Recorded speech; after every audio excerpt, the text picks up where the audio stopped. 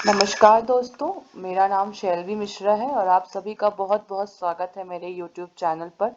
और जैसा कि आप सभी जानते हैं कि मैंने अपने चैनल पर एक महत्वपूर्ण सीरीज शुरू की है जो कि आगामी सभी परीक्षाओं के लिए उपयोगी होने वाली है। और इसका पहला चैप्टर मध्य प्रदेश का गठन हमने बहुत अच्छे से पढ़ लिया है। जो चीज़ें रह गई हैं वो मैंने बोली हैं कि मैं वीडियोस में अलग से बताऊंगी, तो मैं वो बताऊंगी। तो वो मैं अलग से वीडियोस जो मैंने जो भी बोले हैं कि मैं बना के बताऊंगी, तो मैं छोटे छोटे वीडियोस उसके बना दूंगी। पर आज जो अगला चैप्टर हम पढ़ने वाले हैं वो है मध्य प्रदेश की भूगर्भिक संरचना और मध्य प्रदेश का भौगोलिक विभाजन। ये जो आज चैप्टर है आज हम कंप्लीट करने वाले हैं। ठीक है, तो वीडियो देखें। अगर आपको लगता है कि आपके लिए वीडियो उपयोगी है तो चैनल को सब्सक्राइब करना ना भूलें। तो चलिए शुरू करते हैं। सबसे पहले तो हम ये जान लेते हैं कि भूगर्भिक संरचना है क्या, इसका उद्देश्य क्या है। ठीक है ना। तो भूगर्भिक संरचना के अध्ययन से ही, ठीक है ना, भूगर्भिक संरचना के अध्ययन से ही किसी स्थान विशेष पर पाए जाने वाले चट्टानों की संरचना की जानकारी मिलती है, जिसके आधार पर मिट्टी की विशेषताएं और खनिजों की उपलब्धता का निर्धारण होता है।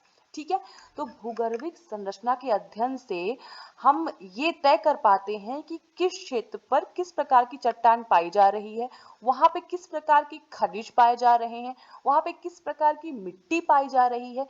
ये चीजें हम भूगर्भिक संरचना के माध्यम से ही समझ सकते हैं। ठीक है ना, कि जैसे हम बोल रहे हैं कि भाई हमारे मध्य प्रदेश में यहाँ पे काली मिट्टी पाई जा रही है, यहाँ पे ये खनिज धात्विक खनिज पाए जा रहे हैं, यहाँ अधात्विक खनिज पाए जा रहे हैं। तो ये सब जो हम अध्ययन है ये हम किसके माध्यम से करते हैं, भूगर्भिक। ठीक, इसकी भूगर्भिक संरचना को देखिए मैंने यहाँ पे मैंने विभाजित कर दिया है। ठीक है ना, आप देख पा रहे हैं। पहला जो विभाजन मैंने यहाँ पे किया है वो है आर्कियन समूह की चट्टानें, दूसरा धारवाड़ क्रम की चट्टानें, तीसरा है कुड़प्पा क्रम की चट्टानें, चौथा है विंध्यन क्रम की चट्टानें, पांचवा है गोंडवाना क्रम की चट्टानें, छठवां है डेक्कन ट्रैप और चौथा है सातवां है क्वाटरनरी क्रम की चट्टानें। ठीक है, तो अब हम बारी बारी से इनको पढ़ते जाएंगे। एक बात मैं आपको बता दूं कि ये जो है हम विस्तार से अगर हम इनको पढ़ें तो ये हम ज्योग्राफी में, जब हम भारत की ज्योग्राफी या हम अलग से जब ज्योग्राफी सब्जेक्ट पढ़ेंगे तब ज्यादा विस्तार से पढ़ेंगे। अभी हम क्योंकि मध्य प्रदेश का सामान्य ज्ञान पढ़ रहे हैं तो हम अभी भी इनको पढ़ेंगे पर उतना विस्तार से नहीं। ठीक है, तो चलिए हम शुरू करते हैं। सबसे पहले हम आगे बढ़ते हैं। तो पहली ही हमारी कौन सी चट्टान है, आर्कियन क्रम की चट्टानें। ठीक है ना। अब इन चट्टानों का निर्माण तप्त पृथ्वी के ठंडे होने के फलस्वरूप हुआ है। ठीक है ना, गर्म पृथ्वी के ठंड होने के फलस्वरूप आर्कियन क्रम की चट्टानों का निर्माण हुआ है। अब हमको एक चीज, एक महत्वपूर्ण बिंदु याद रखना है कि आप जितनी भी क्रम की चट्टानें जानते हैं उनमें सबसे प्राचीन क्रम की जो चट्टान है वो है आर्कियन क्रम की चट्टानें। ये सर्वाधिक प्राचीन क्रम की चट्टानें हैं। ठीक है, दूसरा महत्वपूर्ण बिंदु है कि इसमें जीवाश्म नहीं पाए जाते, किसी प्रकार के जीव जंतु इसमें नहीं पाए जाते हैं। ठीक है ना। इन चट्टानों में मुख्यतः ग्रेनाइट ग्रेनाइट सिस्ट तथा नीस आदि खनिज पाए जाते हैं। अब देखिए, भूगर्भिक संरचना का अध्ययन का जो हमारा उद्देश्य था वो यही तो था कि अब हम समझ सकते हैं कि जहां जहां आर्कियन चट्टानें पाई जाएंगी वहां पे ये खनिज पाए जाएंगे, ग्रेनाइट सिस्ट नीस या और जो खनिज है। तो हमने ये चीज यहाँ से समझ ली कि जहां भी हम पता करेंगे ना कि भाई यहाँ पे आर्कियन क्रम की चट्टानें पाई जाती हैं तो हम समझ जाएंगे कि यहाँ पे ग्रेनाइट सिस्ट नीस प्रकार के खनिज पाए जाते होंगे। तो जो हमारा भूगर्भिक संरचना का अध्ययन का यही उद्देश्य है कि हम ये चीजें समझ पाए कि कहाँ किस क्षेत्र पर किस प्रकार के खनिज पाए जाते हैं, किस प्रकार की चट्टानें पाई जाती हैं। तो जैसा कि पहले में ही हमने ये समझ लिया कि आर्कियन क्रम की चट्टानें हैं तो यहाँ पे आपको ग्रेनाइट सिस्ट और नीस आदि खनिज मिलेंगे। ठीक है, तो आप जब भी पढ़ेंगे ना कि इस राज्य में यहाँ पर आर्कियन क्रम की चट्टानें पाई जाती तो आपके दिमाग में जल्दी से क्लिक करेगा कि यहाँ पर फिर तो ग्रेनाइट, सिस्ट और नीस प्रकार की जो खनिज हैं ये पाए जाते होंगे। ठीक है, अब नेक्स्ट पॉइंट में बढ़ते हैं। मध्य प्रदेश के उत्तर व उत्तर पश्चिम तथा पूर्वी भाग में आर्कियन चट्टानों का विस्तार अधिक है। ठीक है ना। अब मध्य प्रदेश के संदर्भ में अगर हम बात करें तो ये कहाँ पे पाई जाती है, तो मध्य प्रदेश के उत्तर में। आप उत्तर में जानते हैं शिवपुरी, भिंड, मुरैना, ग्वालियर वाले जो क्षेत्र है ना यहाँ पे। ठीक है, तो मध्य प्रदेश के उत्तर में व उत्तर पश्चिम में, है ना, उत्तर पश्चिम में, मतलब ये जो पूरा इधर वाला क्षेत्र है आपका, ये उत्तर पश्चिम में इधर, है ना, यहाँ पर, तथा पूर्वी भाग में भी, कुछ कुछ यहाँ पे आपकी पूर्वी भाग में भी जो है तो आर्कियन क्रम की चट्टानें पाई जाती हैं। ठीक है, तो हमने पहला जो समूह है चट्टान का, आर्कियन समूह की चट्टानें, वो हमने बड़े अच्छे से पढ़ ली। आशा करती हूँ आपको समझ भी आई होंगी। ठीक है, अब हम चलते हैं दूसरे प्रकार में, दूसरे क्रम की चट्टानों में, जो कि है धारवाड़ क्रम की चट्टानें। ठीक है, एक सेकेंड, मैं थोड़ा सा पेन का कलर चेंज कर देती हूँ, माफ करें असुविधा के लिए जी। ठीक, तो अब दूसरी जो हमारी क्रम की चट्टान है वो कौन सी है, धारवाड़ क्रम की चट्टानें। ठीक है ना, इनका निर्माण यहाँ पे ना एक थोड़ी सी चीज आपको सुधारनी होगी, इनका निर्माण आर्कियन करना है आपको यहाँ पे। ठीक है, आर्कियन, इनका जो निर्माण है आर्कियन क्रम की चट्टानों के अपर्दन तथा निक्षेपण से हुआ है। ठीक है, तो अगर अब हम धारवाड़ क्रम की चट्टानें पढ़ रहे हैं, तो धारवाड़ क्रम की चट्टानों का निर्माण किससे हुआ है, जो हमने पहले पढ़ी है, आर्कियन क्रम की चट्टानों के अपर्दन तथा निक्षेपण से धारवाड़ क्रम की चट्टानों का निर्माण हुआ है।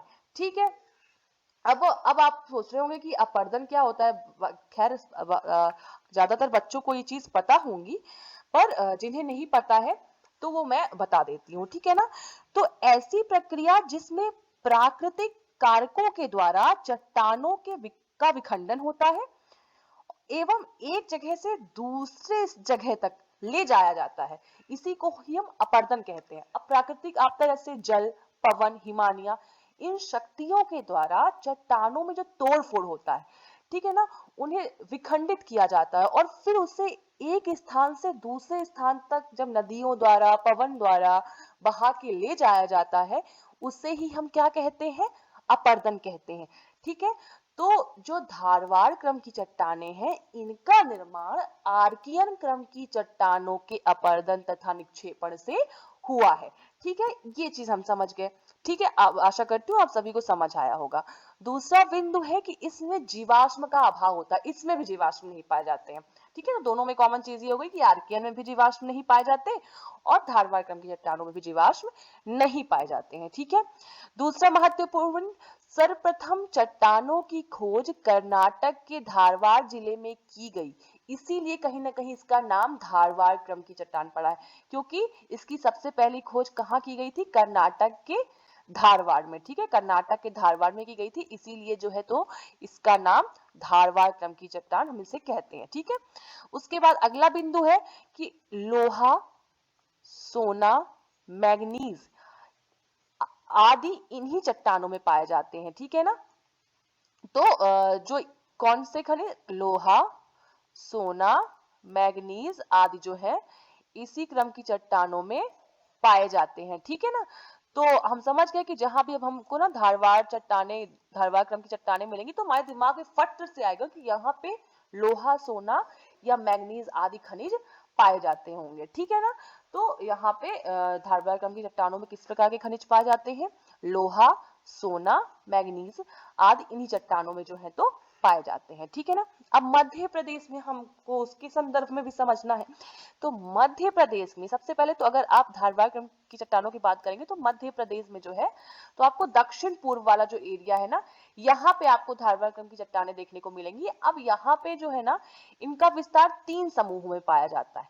ठीक है ना, मध्य प्रदेश के दक्षिण पूर्व में धारवाड़ क्रम की चट्टानों का विस्तार 3 समूहों में पाया जाता है। ठीक है, पहला कौन सा है, चिल्पी क्रम। ठीक है ना, चिल्पी, ये कहाँ पे इसका विस्तार है, तो बालाघाट, जबलपुर, छिंदवाड़ा जिले में। और ये हम जानते हैं कि दक्षिण पूर्व क्षेत्र में ही ये जिले आते हैं। तो इनका विस्तार कहाँ कहाँ पे है? बालाघाट, जबलपुर, छिंदवाड़ा। देखिए मैंने आपको पहले वीडियो में बोला था कि आपको मैप याद हो जाना चाहिए। वो मैंने सिर्फ इसीलिए बोला था कि अगर आगे मैं बताऊं कि ये चिल्पी क्रम ना, क्योंकि मैं बोल रही हूँ कि धारवाड़ जो है मध्य प्रदेश में दक्षिणी पूर्व वाले एरिया में पाए जाते हैं। ठीक है, तो अब यहाँ पे मैं जिलों का भी नाम ले रही हूँ कि ये जो चिल्पी क्रम है ये वहीं पे दक्षिण पूर्व वाले एरिया में ही तो आते हैं। तो बालाघाट, जबलपुर, छिंदवाड़ा जिलों में ये पाए इनका विस्तार होगा। तो ये आप समझ जाएंगे जब मैं बोलूंगी, है ना। तो इसलिए आपको जो है तो मैप याद होना चाहिए। ठीक है, तो चिल्पी क्रम कहाँ पे पाया जा रहा है, कहाँ पे इसका विस्तार है? बालाघाट, जबलपुर और छिंदवाड़ा में। ठीक है, दूसरा जो हमारा है वो है सकोली। इसका सर्वाधिक विस्तार जो है ना आपका जबलपुर में। ठीक है, तीसरा हमारा है सौसर क्रम। तो इसका विस्तार महाराष्ट्र में भी है, महाराष्ट्र के नागपुर से मध्य प्रदेश के छिंदवाड़ा तक। ठीक है, तो हमने ये समझा कि जो धारवाड़ क्रम की चट्टानें हैं वो मध्य प्रदेश के दक्षिण पूर्व में, इनका जो विस्तार है 3 समूहों में पाया जाता है। पहला है चिल्पी, दूसरा है सकोली, तीसरा है सौसर। ठीक है, चिल्पी का किन किन जिले में विस्तार है? तो बालाघाट, जबलपुर, छिंदवाड़ा जिले में। सकोली का तो इनका विस्तार जबलपुर में है, और सौसर का जो है तो महाराष्ट्र के नागपुर से लेकर मध्य प्रदेश के छिंदवाड़ा तक है। तो हमने अपनी दूसरी क्रम की चट्टानें भी यहाँ पे खत्म कर ली, जो की थी धारवाड़ क्रम की चट्टानें। अब हम बढ़ते हैं तीसरे क्रम की चट्टान की ओर, जो है कुड़प्पा क्रम की चट्टानें। ठीक है, इनका निर्माण धारवाड़ क्रम की चट्टानों के अपरदन तथा निक्षेपण से हुआ है। ठीक है, तो इनका जो निर्माण वो कैसे होगा? जो धारवाड़ क्रम की चट्टानें अभी हमने पढ़ी, उनके निक्षेपण तथा अपरदन से। ठीक है, इसमें भी जीवाश्म नहीं पाए जाते हैं, तो ये तीनों में कॉमन हो गया। ठीक है ना, जीवाश्म आर्कियन में भी नहीं थे, धारवाड़ में भी नहीं थे और कुड़प्पा में भी नहीं है। अब यहाँ पे क्या पाया जाता है? बलुआ पत्थर, चूना पत्थर, संगमरमर, एस्बेस्टास के लिए ये क्षेत्र प्रसिद्ध है। ये जो जहां पे भी ये क्रम की चट्टानें पाई जाएंगी वहां पर क्या क्या पाया जाएगा? बलुआ पत्थर, चूना पत्थर, संगमरमर, एस्बेस्टास। ठीक है ना, तो ये चीजें हम यहां से समझ गए।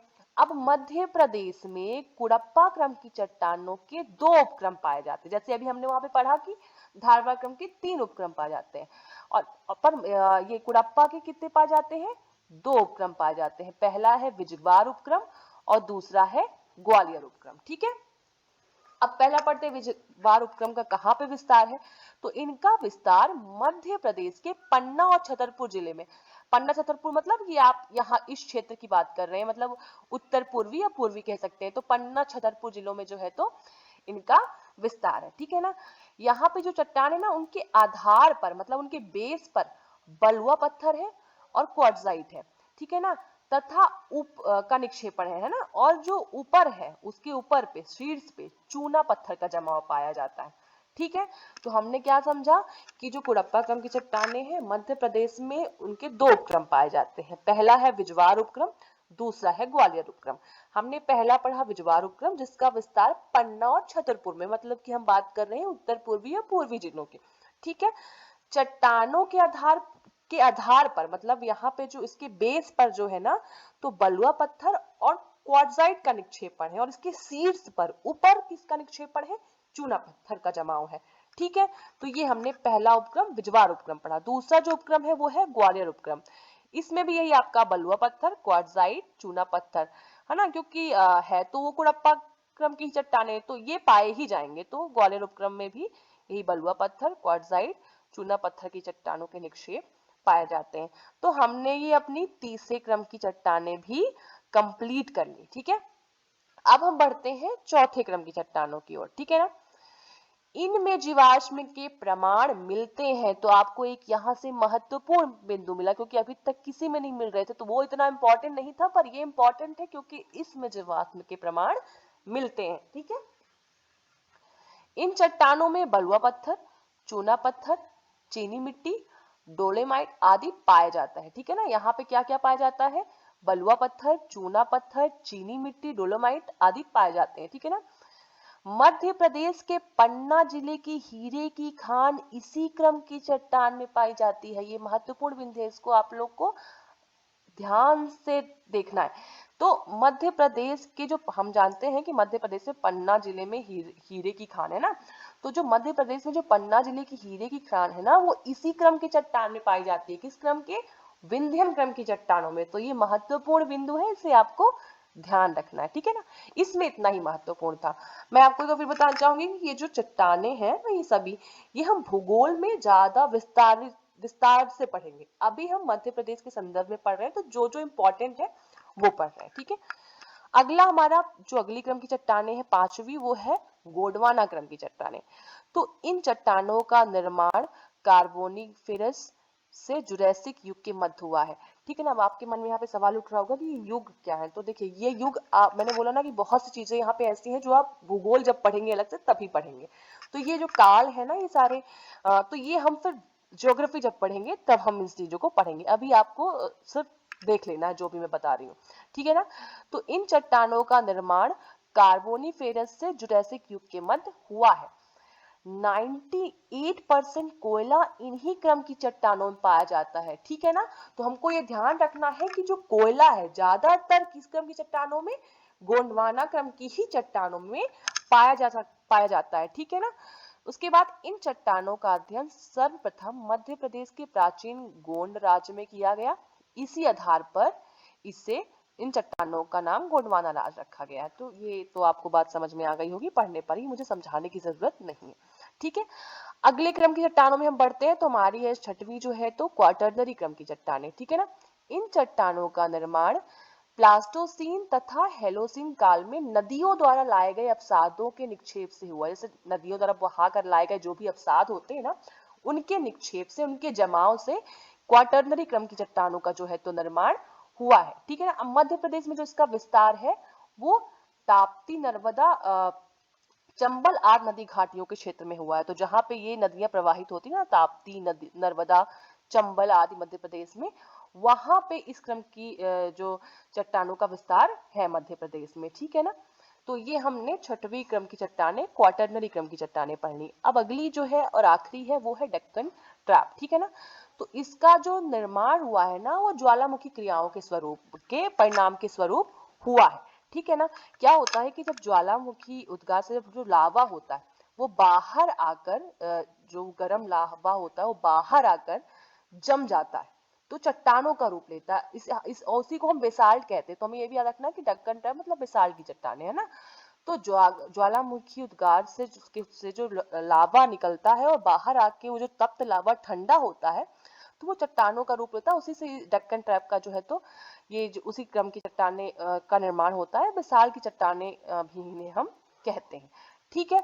और ये मध्य प्रदेश में ना मालवा के पठार में, ठीक है, ये मैं यहाँ पे थोड़ा सही कर देती हूँ, मालवा के पठार में जो है तो ये क्रम की चट्टाने जो है ना तो पाई जाती है मालवा के पठार में। डक्कन ट्रैप या डक्कन क्रम की जो चट्टाने वो कहाँ पे पाई जाती है? मध्य प्रदेश में मालवा के पठार में, ठीक है ना। कैसे इनका निर्माण हुआ? ज्वालामुखी उद्गार के स्वरूप जो उससे जो लावा, तप्त लावा था, वो बाहर निकलकर ठंडा हुआ और चट्टानों का रूप ले लेता है। वही उसी को हम बिसार की चट्टाने भी कहते हैं, ठीक है ना। तो ये हमने सभी क्रम की जो चट्टाने हैं वो हमने पढ़ ली, जो मध्य प्रदेश के संदर्भ में भी महत्वपूर्ण थी, ठीक है।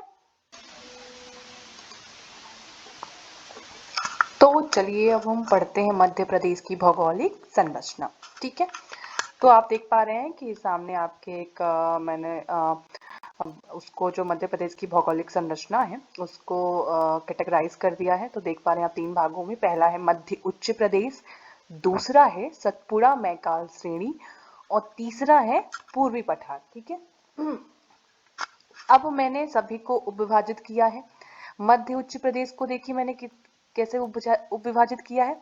मध्य भारत का पठार पहला, दूसरा बुंदेलखंड का पठार, तीसरा मालवा का पठार, चौथा है रीवा पन्ना का पठार, पांचवा है नर्मदा सोन घाटी, ठीक है। सतपुड़ा मैकाल श्रेणी को भी मैंने तीन भागों में उपविभाजित किया है। पश्चिमी सतपुड़ा, पूर्वी सतपुड़ा, मैकाल सतपुड़ा। खैर इनको हम एक ही में पढ़ेंगे क्योंकि जो मैकाल है वो सतपुड़ा का ही पूर्वी विस्तार है, ये सब सतपुड़ा के ही भाग हैं। तो ये जो है तो इसको हम एक ही में पढ़ेंगे, ठीक है ना। और पूर्वी पठार है हमारा जो, इसको ही बघेलखंड का पठार कहते हैं, ठीक है। तो ये अब हम बारी बारी से पढ़ेंगे। अब आपके सामने एक मैप दिख रहा है तो आप देख सकते हैं उसकी पोजीशंस भी। माफ करिएगा। उसके बाद अब चलिए हम एक एक करके सबको पढ़ते हैं। पहला हमारा कौन सा है? मालवा का पठार।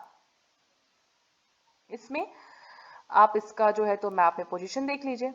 ये आपको दिख रहा है ना, ये मालवा का पठार है। इसको आप बाकी तरीकों से भी ऐसे याद रख सकते हैं कि इसके दक्षिण में नर्मदा सोन घाटी है, उत्तर में मध्य भारत का पठार है, ठीक है, पूर्व में रीवा पन्ना का पठार है, ठीक है। तो ऐसे भी आप इसको याद रख सकते हैं, ठीक है। अब इसमें हमें क्या देखना है, क्या है इसमें कि मध्य प्रदेश के कुल क्षेत्रफल का लगभग 28%, ठीक है ना, जो है में विस्तृत है कौन? मालवा का पठार। ये मध्य प्रदेश का सबसे बड़ा पठार है, ठीक है। ये मध्य प्रदेश के कुल क्षेत्रफल का लगभग 28% है, ठीक है ना। अब इस पठार का निर्माण कैसे हुआ है? तो डेक्कन क्रैक की लावा तथा बेसाल्ट के चट्टानों के स्तरीकरण से इसका निर्माण हुआ है। इसी कारण इस क्षेत्र में मुख्यतः काली मिट्टी पाई जाती है, क्योंकि जो काली मिट्टी का निर्माण है ना वो बेसाल्ट चट्टानों के ही टूटने फूटने से होता है। और क्योंकि जो मालवा का पठार है उसका निर्माण बेसाल्ट चट्टानों के स्तरीकरण से ही हुआ है, इसलिए यहाँ पर काली मिट्टी भी सर्वाधिक पाई जाती है, ठीक है ना। इस क्षेत्र में काली मिट्टी पाई जाती है। अब इस क्षेत्र की प्रमुख नदियां हमें याद रखनी है। चंबल हो गई, शिप्रा हो गई, पार्वती हो गई, काली सिंध हो गई, तवा हो गई और माही हो गई, ठीक है। ये नदियां फिर हम नदी वाले चैप्टर में भी पढ़ेंगे, ठीक है ना। इस प्रदेश की सबसे ऊंची चोटी सिगार की चोटी है। किसकी चोटी है? सिगार की चोटी, जिसकी ऊंचाई कितनी है? 881 मीटर। इसके अतिरिक्त भी कुछ अन्य जो है तो चोटियां हैं, जैसे कि जाना पाव और धजारी। जाना पाव की ऊंचाई है 854 मीटर और धजारी की है 810 मीटर, ठीक है। अब जो मालवा का पठार है उसे गेहूं की डलिया भी कहा जाता है। क्यों ऐसा कहा जाता है? क्योंकि इस वाले क्षेत्र में गेहूं, मालवा का जो पठार है यहाँ पे गेहूं बहुत उत्पादित होता है, ठीक है। उसके बाद चीनी यात्री फाहियान ने मालवा की जलवायु को विश्व की सर्वश्रेष्ठ जलवायु कहा है, ठीक है ना। यहाँ पे हमें दो महत्वपूर्ण बिंदु मिल गए कि मालवा के पठार को गेहूं की डलिया कहा जाता है, गेहूं की डलिया भी कहा जाता है। और चीनी यात्री फाहियान ने इसे क्या कहा है?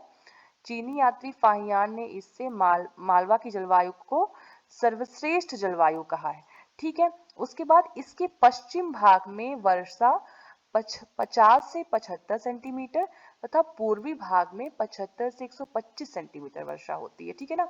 तो जो मालवा के पठार का पश्चिमी भाग है यहाँ पे वर्षा पूर्वी भाग की तुलना में कम होती है। पूर्वी भाग में जो मालवा के पठार का जो पूर्वी भाग है यहाँ पे वर्षा सर्वाधिक होती है, ठीक है।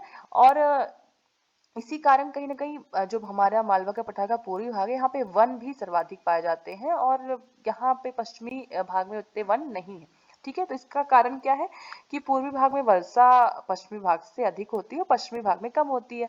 हमने देखा अभी कि पश्चिमी भाग में 50 से 75 सेंटीमीटर वर्षा होती है तथा पूर्वी भाग में 75 से 125 सेंटीमीटर वर्षा होती है, ठीक है। तो ये हमने पहला पठार पढ़ लिया, मालवा का पठार, जो कि मध्य प्रदेश का सबसे बड़ा पठार है, ठीक है। अब हम बढ़ते हैं दूसरे पठार की ओर। तो दूसरा हमारा कौन सा है? मध्य भारत का पठार, ठीक है ना।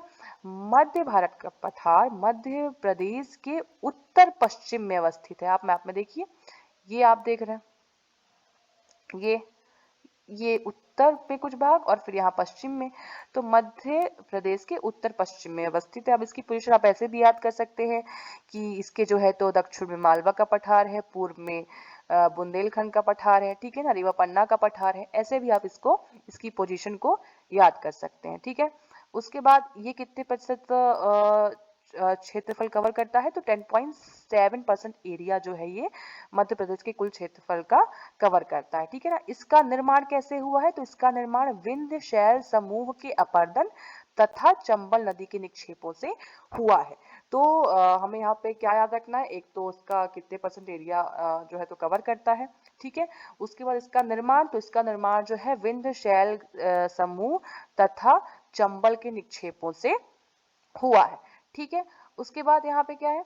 यहाँ पे जो वर्षा है वो 50 से 75 सेंटीमीटर होती है, मतलब यहाँ पे वर्षा जो है कम होती है। इसी कारण यहाँ पे ना कटेली वनस्पति पाई जाती है, कांटे वाली मतलब कटेली वनस्पति पाई जाती है, ठीक है। और यहाँ की एक प्रमुख समस्या है वो क्या है? मृदा अपरदन। मृदा अपरदन जो है तो यहाँ की प्रमुख एक समस्या है, ठीक है। ये मृदा अपरदन जो है तो यहाँ की प्रमुख समस्या है, ठीक है ना। अ, ये यहाँ पे जो बीहड़ से प्रभावित जो जिले हैं वो है श्योपुर, भिंड और मुरैना। तो यहाँ पे दो महत्वपूर्ण बिंदु आपको याद रखने हैं कि बीहड़ से की समस्या से प्रभावित जिले कौन से हैं, तो वो है श्योपुर, भिंड, मुरैना, ठीक है ना।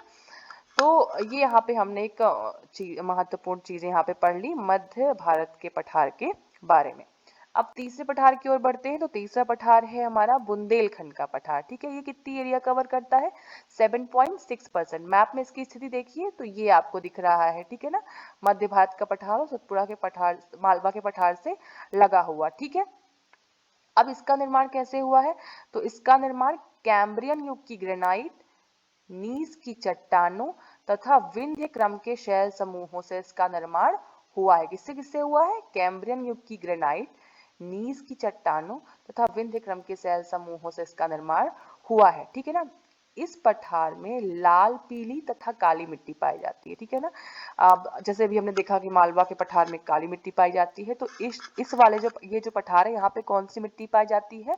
लाल, पीली तथा काली मिट्टी। अब यहाँ की प्रमुख नदियां कौन सी हैं? तो बेतवा, धसान और केन। यहाँ पे वर्षा 75 से 125 सेंटीमीटर होती है। अभी हमने देखा था ना कि मालवा के पठार में क्या होता है कि पश्चिमी भाग में कम वर्षा होती है, पूर्वी भाग में अधिक होती है, क्योंकि बुंदेलखंड का पठार इसके पूर्व से ही लगा हुआ है। तो लगभग वैसी ही वर्षा जितनी मालवा के पठार के पूर्व में हो रही थी, ये देखिए आप, उतनी ही बुंदेलखंड के पठार में लगभग उतनी ही वर्षा होती है, ठीक है ना। इस प्रदेश की सबसे ऊंची जो चोटी है वो है सिद्ध बाबा की चोटी, और इसकी ऊंचाई कितनी है? 1172 मीटर, ठीक है ना। इसकी जो है तो ऊंचाई है, ठीक है ना। इसकी ऊंचाई कितनी है? 1172 मीटर, ठीक है। उसके बाद अब हम अगले पठार की ओर बढ़ते हैं। तो वो है रीवा पन्ना का पठार, ठीक है। तो इसका हम एरिया देख लेते हैं कितना है। तो 10.36%, ठीक है। कितना है? 10.36%। और ये मैप में आप देख पा रहे हैं कि बुंदेलखंड के पठार से ही लगा हुआ है रीवा पन्ना का पठार, ठीक है। इसका निर्माण कैसे हुआ है? तो कडप्पा और विंध्य शैल समूहों के अपरदन से इसका निर्माण हुआ है। इस क्षेत्र में बलुआ पत्थर की प्रधानता है, ये एक चीज आपको याद रखनी है, ठीक है ना। और दूसरी महत्वपूर्ण, या हम कह सकते हैं बहुत महत्वपूर्ण, कि इस क्षेत्र का प्रमुख खनिज हीरा है, ठीक है ना। तो जो हमने पढ़ा था ना कि पन्ना में जो है तो हीरा की खान, तो वो इसी वाले पठार में आती है। तो इस क्षेत्र का जो प्रमुख खनिज है वो क्या है? हीरा है। और प्रमुख नदियां हैं टोंस, केन, बीहड़, ठीक है। ये यहाँ की प्रमुख नदियां हैं। तो हमारा ये चौथा पठार रीवा पन्ना का पठार भी हो गया। अब हम बढ़ते हैं अगले पठार की ओर, अगले उसकी ओर। तो हमारा वो है नर्मदा सोन घाटी, ठीक है। ये कितना एरिया कवर करता है? तो 26%, ठीक है ना। इस घाटी का निर्माण कैसे हुआ है? तो डेक्कन ट्रैप की चट्टानों से तथा अच्छा, इसका जो पश्चिम भाग है, जो पश्चिम वाला भाग है, उसका निर्माण डेक्कन ट्रैप की चट्टानों से हुआ है। मतलब जो ये आपको पश्चिम वाला नर्मदा सोन घाटी का भाग दिख रहा है, इसका निर्माण डेक्कन ट्रैप की चट्टानों से, तथा जो पूर्व वाला भाग है उसका निर्माण धारवाड़ एवं विंध्य क्रम की चट्टानों से हुआ है। ये जो आपको पूर्व वाला भाग दिख रहा है, इसका निर्माण धारवाड़ और विंध्य क्रम की चट्टानों से हुआ है, ठीक है ना। इस क्षेत्र में वर्षा की मात्रा पश्चिम से पूर्व की ओर जाने पर बढ़ती है। ये हम अभी देखिए कैसे कोरिलेट कर सकते हैं। जैसे भी हमने देखा कि मालवा के पठार में पश्चिम में वर्षा कम हो रही है, पूर्व में ज्यादा हो रही है, तो मतलब हमें ये एक मोटा मोटा समझ में आया कि पूर्वी भाग में वर्षा ज्यादा हो रही है, पश्चिम में कम हो रही है।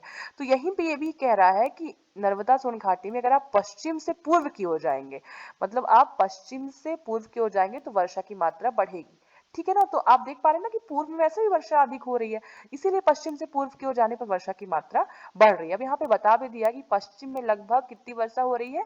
70 सेंटीमीटर नर्मदा सोन घाटी के, और पूर्व में कितनी हो रही है? 140 हो रही है, ठीक है। यहाँ पे आपको पूर्व वाले भाग में कितनी वर्षा हो रही है? 140 सेंटीमीटर, ठीक है ना। और इस क्षेत्र की प्रमुख नर्मदी नदी जो है, हमको नाम से ही समझ में आ रही है, कौन सी है? नर्मदा, ठीक है। अब अगला जो हमारा है वो कौन सा है? सतपुड़ा श्रेणी, ठीक है ना। इसे भी हमने उप विभाजित किया था, पश्चिमी सतपुड़ा, पूर्वी सतपुड़ा और मैकाली, सब हम एक साथ ही पढ़ लेंगे जो इसके बारे में महत्वपूर्ण है, ठीक है। तो ये कितना एरिया कवर करता है? ये कवर करता है 11% एरिया। इसका विस्तार गुजरात, महाराष्ट्र में भी है मध्य प्रदेश के अलावा, ठीक है ना। इसका विस्तार गुजरात के पूर्वी भागों में तथा महाराष्ट्र के उत्तर से लेकर मध्य प्रदेश के बुरहानपुर जिले तक है, ठीक है ना, इसका जो विस्तार है, ठीक है ना। अब सतपुड़ा पहाड़ी की जो पश्चिमी भाग है उसे हम क्या कहते हैं, राजपीपला पहाड़ी के नाम से जानते हैं, ठीक है। हम तो उसे हम किस नाम से जानते हैं, राजपीपला पहाड़ी के नाम से जानते हैं, ठीक है ना। अब सतपुड़ा श्रेणी का जो मध्य भाग है, मध्य वाला, ठीक है ना, जैसे कि हमने देखा कि ये है आपका सतपुड़ा प्रदेश है ना, इसका जो पश्चिमी वाला भाग है इसको हम राजपीपला पहाड़ी के नाम से जानते हैं, और जो ये मध्य वाला है इसे हम महादेव पहाड़ी के नाम से जानते हैं। और मध्य प्रदेश की जो सबसे ऊंची चोटी धूपगढ़ है, धूपगढ़, ठीक है ना, जिसकी ऊंचाई कितनी है 1350 मीटर, वो महादेव पहाड़ी मध्य वाले भाग में ही स्थित है, ठीक है ना। उसके बाद मैकाल श्रेणी सतपुड़ा का ही पूर्वी विस्तार है। मैंने आपको शुरू में भी बताया था कि मैकाल जो है सतपुड़ा का ही क्या है, पूर्वी विस्तार है, ठीक है ना। एक महत्वपूर्ण चीज आपको यहाँ पे याद रखना कि इसकी जो आकृति है वो अर्धचंद्राकार है। कैसी है, अर्धचंद्राकार जो है। तो मैकाल जो श्रेणी है उसकी जो है तो आकृति कैसी है, अर्धचंद्राकार है, और इसका अधिकांश भाग जो है वो छत्तीसगढ़ में स्थित है। कहाँ पे, छत्तीसगढ़ में, ठीक है ना। और जो सतपुड़ा की श्रेणी की दूसरी सबसे ऊंची चोटी है अमरकंटक, ठीक है ना, जिसकी ऊंचाई 164 मीटर, वो मैकाल श्रेणी में ही है, ठीक है ना। तो आपको ये चीज याद रखना है कि जो सतपुड़ा श्रेणी की दूसरी सबसे ऊंची चोटी है अमरकंटक, जिसकी ऊंचाई 164 मीटर है, वो मैकाल श्रेणी में ही है, ठीक है ना। अब अगर आपको जैसे कि अभी हमने पहला चैप्टर मध्य प्रदेश का गठन पढ़ चुका है, दूसरा हमारा ये क्या है, मध्य प्रदेश की भूगर्भिक संरचना और भौगोलिक संरचना, ठीक है। ये दो चैप्टर्स मैंने खत्म कर दिए हैं। तो अगर आपको इनसे रिलेटेड कोई भी डाउट है तो आप कमेंट बॉक्स में बताएं, ठीक है ना। वैसे मैंने पूरी कोशिश की है कि जितनी भी चीज़ें हो मैं कवर करा दूं यहाँ पे, पर फिर भी अगर कुछ छूट रहा है या आपको कुछ डाउट है तो आप कमेंट बॉक्स पे ज़रूर बताएं। तो अगर अब ऐसा कुछ है जो आपको इस टॉपिक में समझ में नहीं आया तो आप कमेंट बॉक्स में बताएं, तो मैं वो चीज़ें क्लियर करने की कोशिश करूंगी। और अगला अब जो वीडियो होगा ना, वो मैंने अब जो दो चैप्टर पढ़ा दिए, एक तो मध्य प्रदेश का गठन और दूसरा ये मध्य प्रदेश की भूगर्भिक संरचना और भौगोलिक संरचना, इसके मैं एमसीक्यू अगले वीडियो में दोनों के चैप्टर के एमसीक्यू लेके आऊंगी, और फिर बाद में मैं अगले चैप्टर में पढ़ूंगी। पहले मैं एमसीक्यूज कराऊंगी जो प्रीवियस ईयर्स एग्जाम्स में पूछे गए हैं, तो उससे आपकी प्रैक्टिस भी हो जाएगी और जो डाउट्स हैं वो भी क्लियर हो जाएंगे। तो ठीक है, फिर हम लोग नेक्स्ट वीडियो जो है तो एमसीक्यू का लेके आएंगे जो फर्स्ट और सेकंड चैप्टर में है। और अगर आपको वीडियो अच्छा लगा है तो लाइक करिए, शेयर करिए और चैनल को सब्सक्राइब करिए। मिलती हूँ नेक्स्ट वीडियो में। बहुत बहुत धन्यवाद।